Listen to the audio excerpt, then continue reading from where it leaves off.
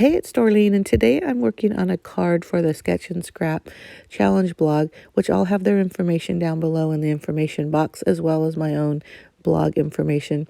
But this is a container that holds a lot of my gel prints. I haven't used my gel plate in a long time, mostly because I just have so many prints.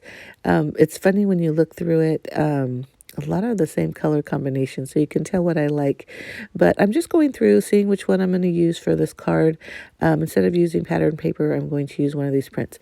Here's a little tip. You see how some of those papers are just this pink kind of random paper? I didn't like those papers. I was going to throw them away, but the other side is white. So I went ahead and gel printed on the white side. So that's a good use of either ugly papers or papers you don't think you're going to use anymore.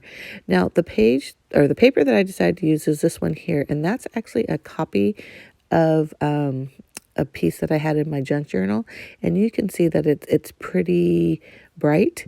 In my junk journal, I continued it and finished it and toned it down, but before I did that, I made a copy or I scanned a copy and then I printed them out. So I decided to use this because it is a little wild, and the stamp that I'm using is a giraffe. So I'm just cutting this down to size to fit my your average, I believe it's called A2 card base, the 4 1/4 by 5 1/2. And I do like it a lot. There's my giraffe. So the sketch that I'm doing is, I just pointed out right there on that right side. They have the little element over on the left with the sentiment on the right. I'm going to do it the opposite way because the giraffe is pointing to the left. So I thought it would make more sense to have the giraffe on the right side of the card, and then I'll put the sentiment on the left side of the card. So anyhow, I'm just stamping this up. So this stamp was a gift from a woman called Rubber Paws, and you can read about her on my blog. I'll put a link there too. And if you notice, it had some of her stamps had those Velcro back, and then that stamp block also had the opposite side of the Velcro on there.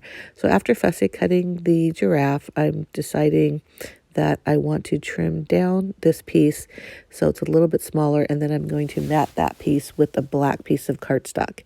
And right here, I put the adhesive on the back of I'm going to call it pattern paper, and before I place it onto the black cardstock, I always put my fingers between the adhesive back and then the piece that I'm adhering it to, and I kind of look at where I'm going to place it first, and then I push it down. So that way you don't accidentally drop it, and then all of a sudden it's not Cricut, or it is Cricut, and it's a mess. So I like the way this is looking so far. I love the big space of white because I feel like your eyes really need something to rest, because that paper really is super, super bright, but it's also very, very fun. So that's why I'm keeping it. I decided I was going to put that giraffe on with using some 3D foam. So off camera, I trimmed my foam to thin pieces to fit that, all those legs and everything of that giraffe. So once I've realized what sentiment I'm going to put, I'm just stamping it directly onto the card because there is some kind of blank space there. And then I'm going to add a little bit of white to it. See, I'm looking at it, I like it, but I do decide it just needs to be toned down just a little bit. So that's my handmade, basically it's watered down acrylic paint and white acrylic paint. And then that what do you call that? The little tube thing is so stuffed up, clogged up. I can't even use it as a spray if I wanted to, but that's okay because I usually just drip it just like I did, obviously using some scrap paper to cover the giraffe and the sentiment. But I really like that way that looks. I hope you do too, and if you do, give me a thumbs up. And don't forget to hit that subscribe button down below. And one other thing, so there's the giraffe, and then I thought, oh, it's kind of boring, so I take out my watercolor pencils, and then I'm just kind of coloring in some of the spots, not all of them, just some of them, just to add some interest. So you'll see me do that, and that's just a water pen that helps me spread the pencil. But I really do like the addition of that. So I hope you do hit that subscribe button. I do at least 2 videos a week. One will always be scrapbooking, and the second is whatever I'm creating in the command center.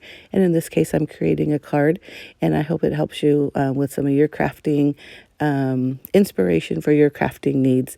So again, 2 videos a week. They're all about 10 minutes. I usually try not to exceed. A lot of them are a lot shorter.